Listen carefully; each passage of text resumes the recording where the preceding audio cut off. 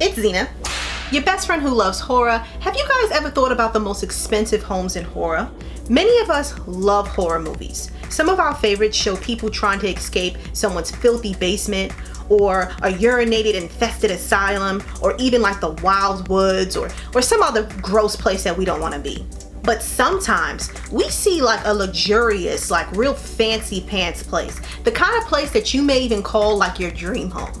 Well, today I'm going to be sharing with you guys my top 10 most expensive homes in horror movies.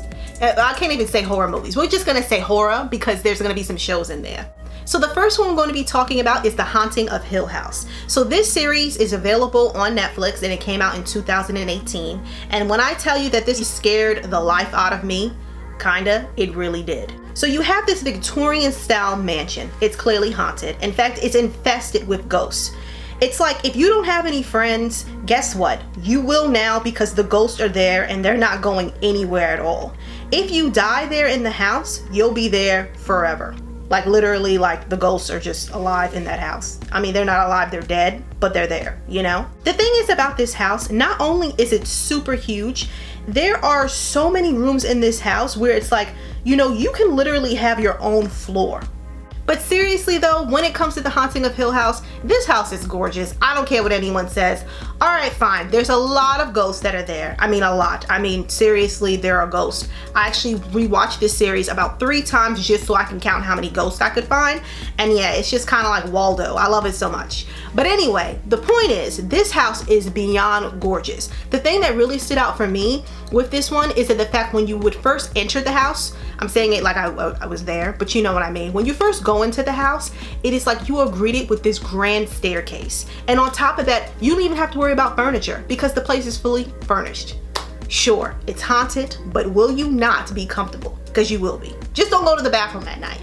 Maybe just lock yourself in the room. I mean, it's not like that would help, but you could try. So the next one we're going to be talking about is The Purge from 2013. And let me just say before I dive into the house, I blame everything on that little boy Charlie. I know that this movie came out a long time ago, you know, back in 2013, but I still blame him for everything. Everything that happened to his family, it's his fault. But we're not going to talk about that, at least not today.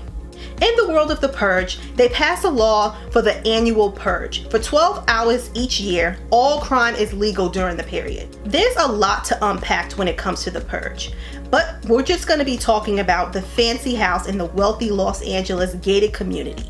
For those of you who have checked out The Purge already, I know it's kind of like, Zena, how are you checking out the house with all this stuff that's going on? I don't know, guys. The house was also checking out me, so I could not help myself with the fact that, you know, I noticed it. This house though, it is so gorgeous. Did you guys see the floors? I don't know if those floors are marble, but that's just gorgeous. I've always wanted to have a house with marble floors. It just feels cozy in there. Like I honestly just want to take a nap on the couch. I would actually love to do that. I mean, maybe not, you know, during that time, but you know. Moving along, we're going to be talking about Ready or Not from 2019. And I was lucky enough to check this one out last summer at the Fantasia Festival. And oh my God, this movie is just such a joy. Bride Grace is so excited to marry the man of her dreams at his family's luxurious estate. The backyard looks like it's straight out of Vogue, and honestly, I'm living for it. The manicured grass, trees, I mean, come on, teach us. Honestly, everything in the Ladomas billionaire mansion is just perfection. From the upscale crown molding to the vintage yet contemporary look and feel of the whole entire house. This house to me screams dream home. Guys, when I first checked out this movie, I was so in love with it, but I was really in love with the house. I have never seen such beauty before when it comes to a home. It's perfect. I would live there. I would want a vacation there. I would just want to stay there forever. Obviously, I could do without the bloodthirsty, you know, in-laws. I don't need none of them. Okay guys, so we are at number 4. So we're going to be talking about Burnt Offerings from 1976. And this is actually one of my favorite haunted house movies from the 70s. So naturally, it has to be on this list. Am I right? A family moves into this large mansion, and at first, it seems like a dream come true, but then over time, like their behavior towards each other, it just starts to change. Like once they were like a loving family, really wanting to be a part of each other's lives, but then mysteriously, it's kind of like they become sinister towards each other. This remote, large, but shabby, neoclassical 19th century mansion could definitely use some sprucing up. Imagine staying here for the summer, only paying $900 for the entire summer. There's only a couple of things that the owners would like for you to do. 1, take care of the property. 2, take care of the owner's elderly mother. And honestly, all you have to do is just bring her meals during the day and leave it at her door. And she's very much obsessed with her privacy, so you'll never see her and you'll never have to interact with her. Number 3, you fall and hurt your knee while living it up in the garden. A dead plant will start to grow again. So whatever accidents you have on the property, you'll restore the property. So if you think that sounds fine, then you know what? This house is for you. If you are down with getting possibly possessed, this place is for you. If you want to hurt your family members, perhaps even try to drown them in a pool, guess what? This place is for you. If you want to be so obsessed with this property where it's like all you care about is just making sure that the house looks good and not about your family, this house is for you. Want to be haunted by your own nightmares every single time you go to sleep so you'll barely get any sleep? This place is for you. Just pay $900 for the entire summer and sell your soul, and this place is yours. Oh, wow. So number 5 on the list is going to be A Tale of Two Sisters from 2003. This South Korean psychological horror ruined me. It ruined me in the worst yet the best way. Not only was I super scared, like completely out of my mind, but this movie made me want to cry forever and just die in a hole. That's a little bit extreme, but this movie really did bring out a lot of emotions. It was a very this movie just for some reason really got under my skin. Not really into mansions, this secluded estate in the countryside may be for you. There may or may not be a ghost roaming around, but there is a beautiful dockside. You can hang your toes out and have a good time. You can sing, you can fish, you can go for a swim. Let's just ignore the fact there's a dark past in this family's history that doesn't seem to let up. After a teenage girl is released from a mental institute, she comes home only to face disturbing events between her and her cold stepmother and the ghost haunting their house. Moving along to number 6, we're going to be talking about the mini-series Rose Red from 2002. So this series focuses on a nosy parapsychologist who invites like 6 adults and 1 teenager to Rose Red, which is this haunted mansion that's completely gorgeous, but it's just terrible. She invites them there to spend the night because she wants to pretty much bring the powers back. She wants the house to come alive again. Located in the heart of Seattle, the mansion is called Rose Red and was sworn to be haunted from the start. Built in 1906, it was believed to curse anyone who dared to live there. Even as the mansion was being constructed, 3 construction workers were killed on the property, and there was even a murder. A construction worker was murdered by a co-worker. This mansion brutally killed many men, while with the women, they vanish. They vanish between the walls and they're never to be seen again. Rose Red has an amazing history, and I honestly think that if you have not checked out this miniseries, that you need to check it out ASAP.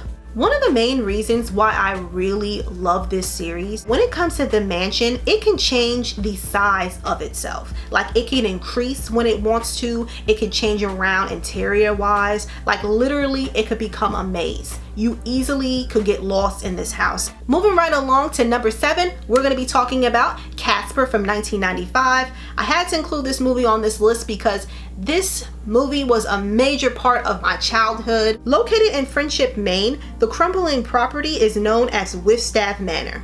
Inside this manor, you will find Casper, the friendly ghost, as well as his 3 uncles. The director, Brad Seiberling, wanted something very unusual when it comes to the design of this manor. To me, this house screams Antonio Gotti, a one-in-a-kind architect. I love the way this house looks. To me, it looks like a chemical plant, and I just want to live there. Upon entering the manor, the foyer is open, and yes, there's dust, there's spiders, and who knows what else is in there, but it's just completely gorgeous, especially the swirl design on the floor.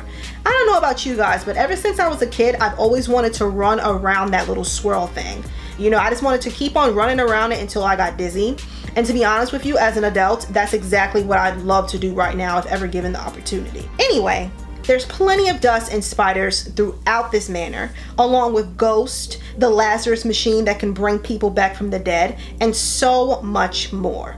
Honestly, all this place just needs is just love and care. And compared to the other places, you know, Casper, he seems cool, he'll make you breakfast, and with his uncles, to be honest with you, I mean, you guys can become friends. We are at number 8, and we're gonna be talking about The People Under the Stairs from 1991.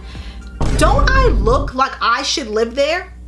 Look at me! A kid named Poindexter, aka Fool, living in the ghetto in Los Angeles, wants to help his family out as they're about to be evicted from their apartment. Fool, along with 2 other adults, decide to break into their landlord's house in search of gold coins.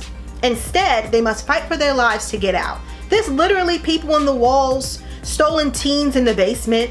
A house that looks normal on the outside, but on the inside, there are so many secret passageways, gold coins, and just like piles and piles of dead bodies. So the reason why this one's on this list is because, you know, it's in the suburbs and it looks comfortable. Like, on the outside, it looks comfortable. And then even on the inside in their living room, it looks comfortable. But then when you start to go in more in the basement and you go in the wall, like, what is happening? I just don't want any parts of it. I mean, maybe. It just depends. I don't know.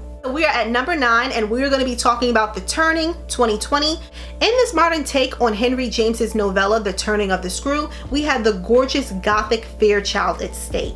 Before you even enter the property, you're going to be greeted by a large, extravagant gate. And on top of that, the road leading to the house is so long. It's like there are so many miles just to get to the house when you're on the property already. It has to at least be like 10 miles. I was gonna say 50, but that's crazy. A house that is so large. It has an east wing, a west wing, a dark, creepy, endless basement, a maze garden, a horse ranch, a pond, fabulous wallpaper, fancy curtains, and of course, you know, vengeful spirits that insist on terrorizing you non-stop. All right, guys, we made it to number 10, and we're gonna be talking about Clue from 1985, another New England mansion, but I'm kind of cheating with this one, okay? I know that Clue isn't a horror movie, but you know what? I love it, so I'm cheating. It's on the list. 6 guests are anonymously invited to a strange, fancy mansion for dinner. After their host is killed, they must cooperate with the staff and each other in order to find out who the murderer is as the bodies continue to pile. Another beautiful home with blood staining up the place. I mean, at least with this house, you don't have to worry about ghosts. I mean, you do have to worry about a murderer on the loose, but just make sure that, you know, that place is cleared out of all murderers and you'll be fine. So I decided to give you guys a bonus because bonuses are life, okay? We're gonna be talking about Annabelle Comes Home. So you're probably wondering, why is this house on the list? It's different from the others. It's not a mansion. Zena, what are you doing? The reason why this one is on the list is because this is the home of the Warrens. Ed and Lorraine Warren, demonologist. You know what demonologists usually have? They have an artifact room that has all the haunting objects that they ever worked with. What home do you know that has that? None of my neighbors have that. I don't have that. All right, guys, so that's my list of the most expensive homes in horror. I hope that you guys enjoyed this list, and I'm interested to know which home would be on your list. All right, guys, I'll see you next time, and thanks for watching. Don't I look like I should live there? Look at me!